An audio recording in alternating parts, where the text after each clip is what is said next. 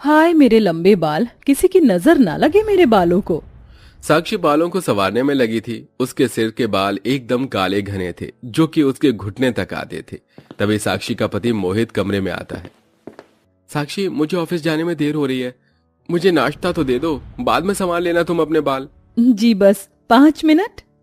क्या करूं मैं इसके लंबे बालों का, मन करता है इन्हें काट कर ही फेंक दूं।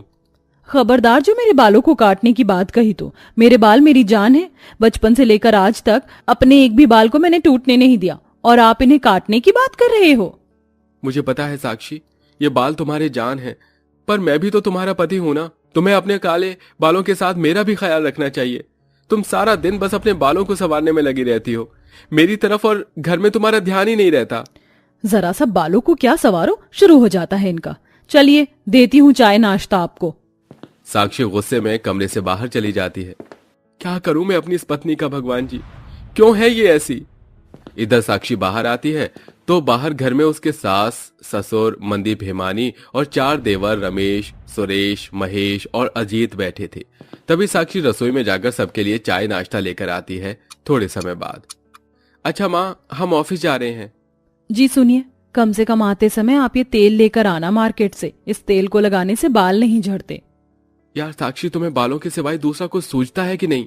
बहू और इसके बालों ने तो नाक में दम करके रखा है हमारे।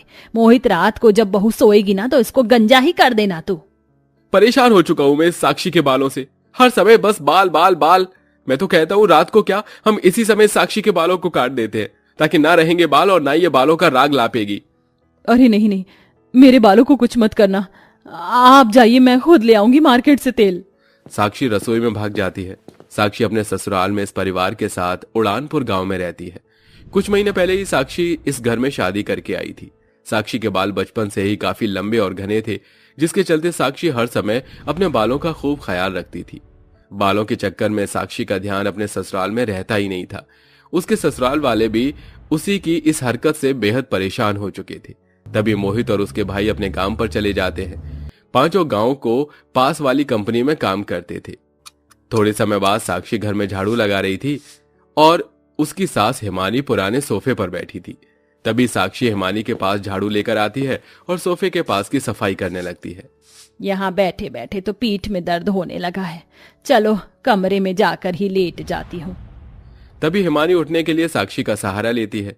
साक्षी हिमानी की ओर पीठ देकर खड़ी थी। तभी हिमानी साक्षी के बाल पकड़ लेती है और जैसे ही खड़ी होती है तो साक्षी के सिर के थोड़े बाल टूटकर हिमानी के हाथ में आ जाते हैं। मेरे बाल! साक्षी पीछे मुड़कर देखती है तो हिमानी के हाथ में उसके सिर के थोड़े बाल थे। माफ करना बहू, वो गलती से तेरे बाल हाथ में आ गए। मेरे बाल! आपने मेरे इतने सारे बाल तोड़ दिए, आपको दिखाई नहीं देता क्या? साक्षी ऐसे ही थी। उसके बालों के बाद उसे किसी की बात की फिक्र नहीं थी। जो भी उसके बालों को हानि पहुंचाता था वो उसको खरी खोटी सुनाती थी। बहरहाल इसी तरह से दिन प्रतिदिन बीतने लगे। इन बीते वक्त में साक्षी प्रेग्नेंट हो गई थी और उसकी प्रेगनेंसी को 4 महीने बीत गए थे। पर मां बनने की जितनी खुशी थी उसको उतना ही गम था, क्योंकि अब गर्भवती अवस्था में रोज रोज साक्षी के सिर के काफी सारे बाल झड़ने लगे थे। क्या हुआ साक्षी, पेट में दर्द हो रहा है क्या? मोहित तेजी से साक्षी के पास आता है।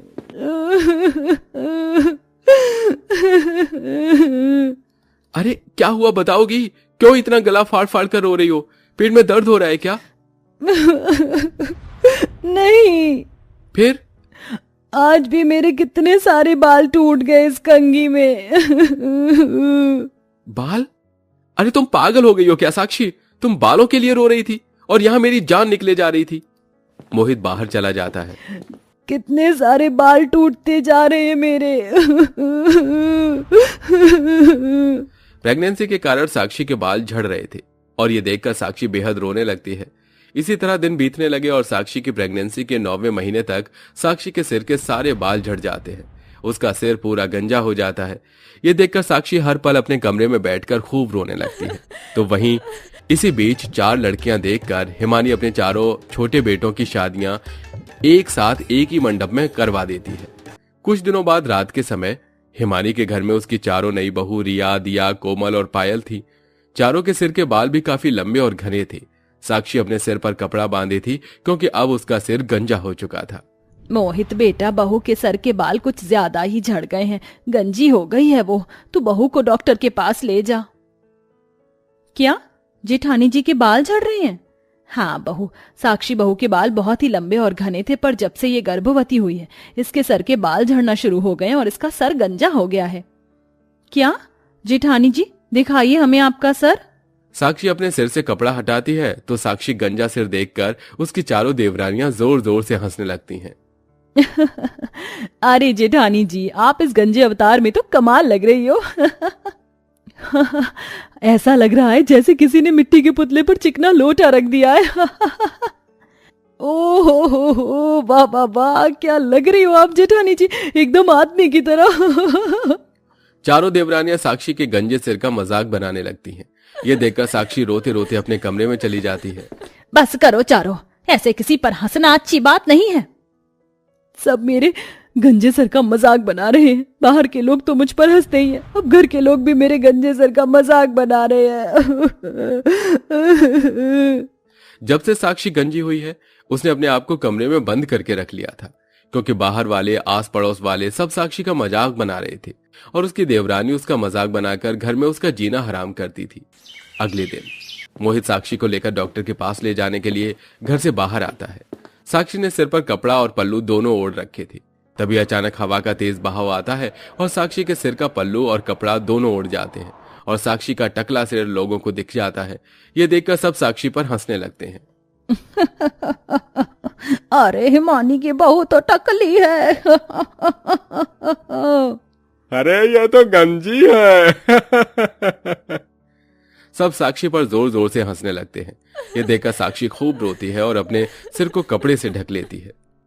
रो मत साक्षी, लोगों का तो काम ही होता है इंसान की मजबूरी पर हंसना। मोहित जी, क्या मैं लोगों की हंसी का जरिया बन गई हूँ? तभी दोनों डॉक्टर को दिखाकर घर चले आते हैं। क्या कहा डॉक्टर ने? माँ, डॉक्टर ने कहा साक्षी को कुछ विटामिन की कमी हो गई है। प्रेगनेंसी में ये होता है, पर साक्षी में कुछ ज्यादा ही कमी है। उसी की वजह से साक्षी के सिर के बाल इतने झड़ रहे हैं। डॉक्टर ने दवाई दी है, देखते हैं अगर फायदा हो जाए तो। साक्षी कमरे में चली जाती है। इसी तरह कुछ महीने और बीतते हैं और साक्षी एक बच्चे को जन्म देती है। तभी एक दिन साक्षी की माँ उर्मिला साक्षी के पास आती है और उसे एक जड़ी बूटी वाला तेल देती है। रो मत मेरी बच्ची, ये एक जड़ी बूटी वाला तेल है, इसे सर पर लगाने से तेरे सारे बाल वापस उग जाएंगे। अपनी बेटी को तेल और साथ में हिम्मत और हौसला देकर उर्मिला वहां से चली जाती है। तभी साक्षी अपनी माँ का दिया तेल रोज लगाने लगी, जिसके बाद कुछ ही महीनों में साक्षी के सिर के बाल धीरे धीरे लंबे होने लगते हैं। अब उसको बाल उसके कंधे तक आ गए थे। ये देखकर साक्षी बहुत खुश हो जाती है। इसी बीच साक्षी को अपनी चारों देवरानियों के प्रेग्नेंट होने की खबर पता चलती है तो वो बहुत खुश होती है और उनका ख्याल रखती है। वक्त गुजरता है और अब उनका 9वां महीना था, लेकिन अब उन चारों के भी सिर के बाल झड़ने लगे थे। उनके मोटे बाल पतले हो गए थे और कहीं कहीं इतने बाल झड़ रहे थे कि उनके सिर की स्किन दिख रही थी, जिसके चलते सब उसका मजाक उड़ाते थे और वो भी अपना मजाक बनता देखकर अपने अपने आप को कमरे में बंद कर देती है। एक रात साक्षी उन चारों के पास जाती है जो कि रिया के कमरे में साथ में बैठी थी। देखा, जब कोई किसी का मजाक बनाता है तो कितना बुरा लगता है। हमें माफ कर दीजिए जेठानी जी, हमने आपका बहुत मजाक बनाया था। आज भाग्य ने हमें वही खेल हमारे साथ खेल लिया। जेठानी जी, हम तो बाहर जाने के भी लायक नहीं बचे। गांव में बच्चे बूढ़े जवान सभी बाल को देखकर हम पर हंस रहे हैं, हमारा मजाक बना रहे हैं। मैं तुम चारों की तकलीफ समझ सकती हूँ, क्योंकि इस पल से मैं भी गुजर चुकी हूँ। जब कोई हमारी कमजोरी पर हंसता है, हमारा मजाक बनाता है तो कितना दर्द होता है, ये मैं समझ सकती हूँ। मेरे पास एक जड़ी बूटी वाला तेल है, उसे लगाकर ही मेरे बाल फिर से इतने बड़े हो गए हैं। तुम चारों भी अपने सर पर रोज वो तेल लगाओ, देखना तुम्हारे भी बाल पहले जैसे हो जाएंगे। तभी साक्षी चारों को अपने जड़ी बूटी वाला तेल देती है, जिसे रोज लगाने पर साक्षी की देवरानियों के भी बाल ठीक हो रहे थे।